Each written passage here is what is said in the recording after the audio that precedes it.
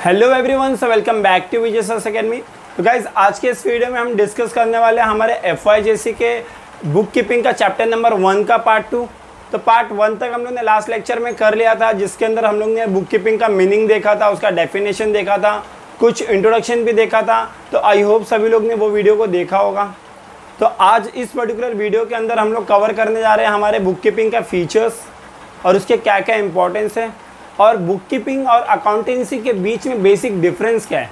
तो ये जो तीनों क्वेश्चन है ये आपके एग्जाम पॉइंट ऑफ व्यू से इंपॉर्टेंट रहेगा और इसके बारे में आपको पता भी होना चाहिए, क्योंकि यही अकाउंट्स का बेसिक होता है। तो वीडियो को स्टार्ट करते हैं फीचर्स के साथ कि देख लेते हैं क्या क्या फीचर्स है बुक कीपिंग के। तो पहला इसका जो फीचर्स आपको दिया है, लिखा क्या है इसके अंदर टेक्स्ट बुक के अंदर, it is a method of recording day to day business transactions.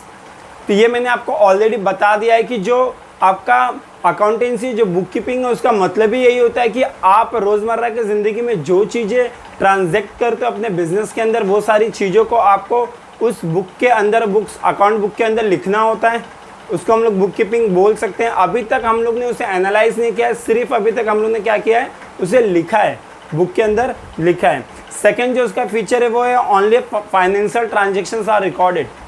अब इसके अंदर किसी भी तरह का नॉन इकोनॉमिकल अगर ट्रांजैक्शन हुआ, यानी कुछ ऐसा ट्रांजैक्शन जो आपका पर्सनल चीज़ें हैं, किसी से आपने गिफ्ट लिया, किसी को आपने गिफ्ट दिया, या फिर कोई चीज़ उठा के दे दिया आपने किसी चीज़ को, तो ऐसे ट्रांजैक्शंस को बुक्स ऑफ अकाउंट में रिकॉर्ड नहीं किया जाता है।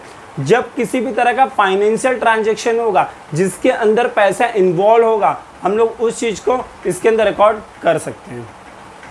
थर्ड जो आपका फीचर है, लिखा है all records are prepared for the specific period which is useful for future reference. ये जितने भी चीज़ बनाई जाती है इसके अंदर सब किसी एक स्पेसिफिक पर्पस के लिए बनाई जाती है, कोई कुछ का उद्देश्य होता है। अगर उस उद्देश्य के लिए बनाई जाती है और एक पर्टिकुलर टाइम पीरियड के लिए बनाई जाती है। जनरली जो अकाउंट्स लिखे जाते हैं वो 1 साल के लिए लिखे जाते हैं, ताकि हम लोग फर्दर उसको रेफरेंस ले लें, यानी बाद में अगर हमें कोई काम पड़े तो उसमें हम चेक कर सकें कि हमने क्या लिखा था, क्या प्रॉफिट था, क्या लॉस था, सारी चीज़ें हमें अकाउंट से पता चल सकती है।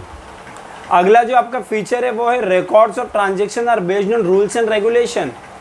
Okay, you need to follow certain rules and regulation while transacting your accounts. Like जब आप कोई भी एंट्री करते हो अपने बुक्स ऑफ अकाउंट के अंदर, तो आपको कोई ना कोई रूल्स एंड रेगुलेशन को फॉलो करके उस अकाउंट का ट्रांजैक्शन को रिकॉर्ड करना है। अब ऐसे ही कोई भी चीज़ कहीं पे भी नहीं लिख सकते, तो वही रूल्स एंड रेगुलेशन तो हम अकाउंट्स के अंदर पढ़ते हैं कि किस तरह से आप अपना बुक कीपिंग, अपना अकाउंटेंसी को मेंटेन करके रखते हो, ताकि फ्यूचर में रेफरेंस करने के लिए काफ़ी इजी हो जाए। फिफ्थ जो आपका पॉइंट है वो है it is an art of recording business transaction scientifically. Scientific way से, यानी एक प्रॉपर रूल्स एंड रेगुलेशन, एक proper setup rules and regulation को फॉलो करके जब आप बुक्स एंड अकाउंट के अंदर कोई चीज़ लिखते हो तो उसको बोलते हैं साइंटिफिक रिकॉर्डिंग ऑफ ट्रांजैक्शन। यानी एकदम अच्छी तरह से, एकदम सिस्टमेटिक वे से चीज़ों को रिकॉर्ड करो, ताकि फ्यूचर में रेफरेंस करने के लिए काफ़ी ईजी हो जाए। अगला जो आपका टॉपिक है वो है इम्पोर्टेंस ऑफ बुक कीपिंग, जो आपको पेज नंबर 3 पे मिल जाएगा। 1.2 है। अब मैं जो टॉपिक लीव कर रहा हूँ वो टॉपिक आपके एग्जाम पॉइंट ऑफ व्यू से भी इंपॉर्टेंट नहीं है, जैसे उसमें ऑब्जेक्टिव वाली चीज़ें हैं। देख लेंगे इंपॉर्टेंस क्या क्या है बुक कीपिंग का, आपके एग्जाम पॉइंट ऑफ व्यू से इंपॉर्टेंट रहेगा। सारी चीज़ों को अच्छे से देखना। पहला क्या है, record. It is not possible for anyone to remember all the transaction, but book keeping maintains a record of all the transactions. पहली बात तो बिजनेस में क्या क्या ट्रांजेक्शन हो रहे हैं वो सारी चीज़ें याद रख पाना हमारे लिए पॉसिबल नहीं होगा।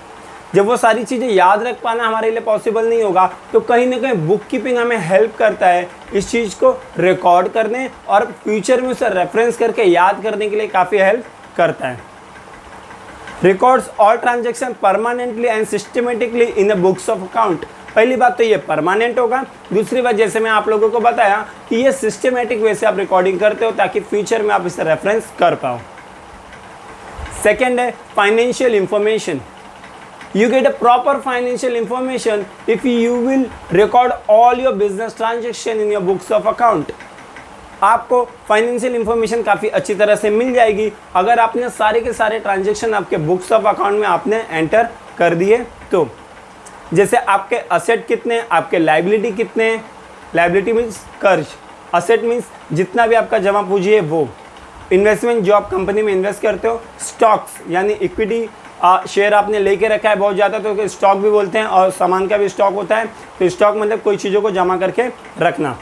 तो ये सारी चीज़ें आप आराम से उसके अंदर लिख सकते हो और फ्यूचर में उसे रेफरेंस कर सकते हो। आगे थर्ड है आपका डिसीजन मेकिंग।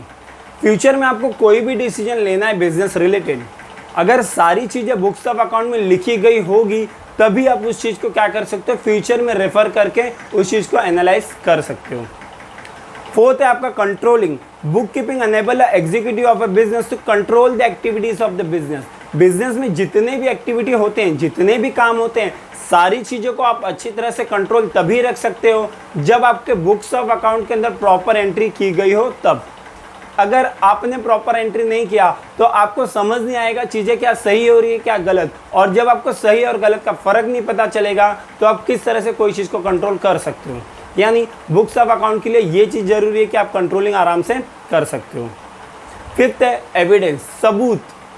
सबूत के तौर पे अगर कोई चीज़ों को आपने लिख लिया है तो फ्यूचर में आप उसे रेफरेंस करके एज अ सबूत, एज अ एविडेंस आप यूज़ कर सकते हो कि हाँ मैंने ये चीज़ किया है, ये हैंड रिटन है, आप देख सकते हो ये चीज़ को।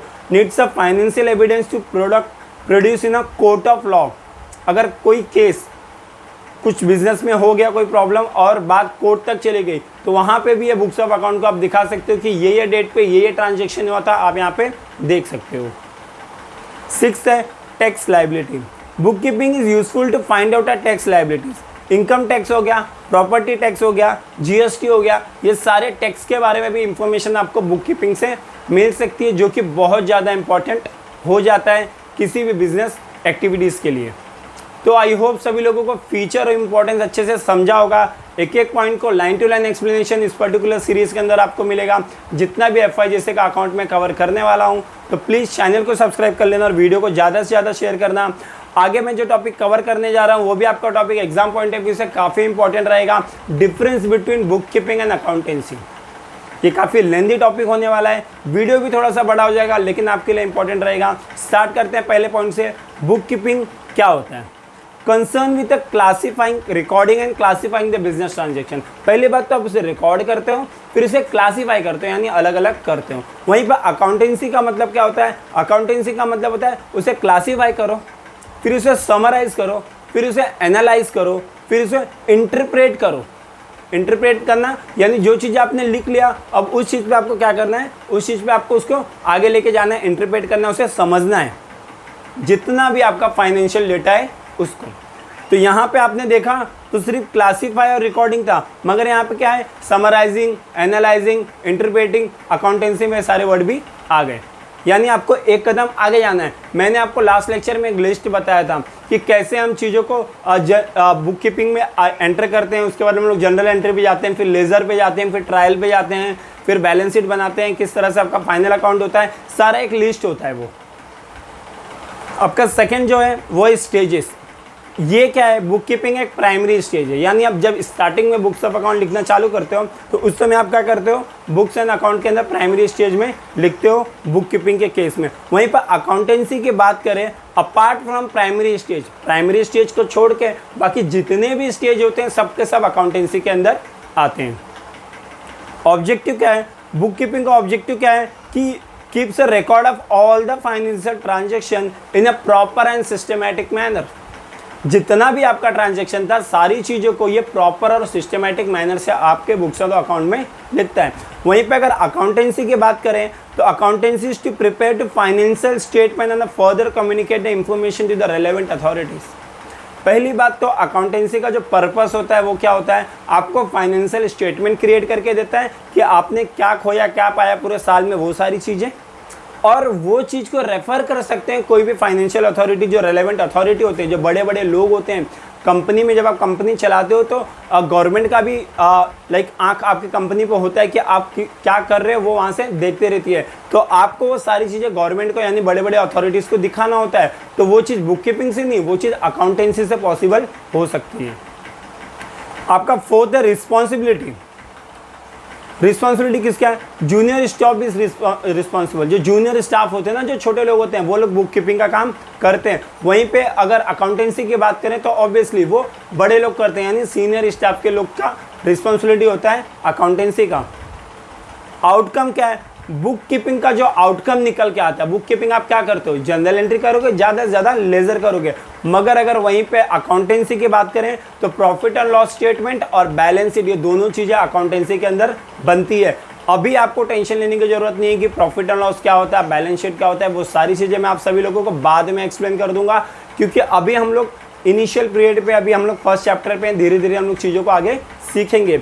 आगे आपका एनालिसिस, बुक की जो पीरियड है आपका, पीरियड है क्या होता है, डे टू डे डिटेल इसके अंदर डालते हो, और अकाउंटेंसी का जनरली जो पीरियड होता है पूरा का पूरा 1 साल होता है।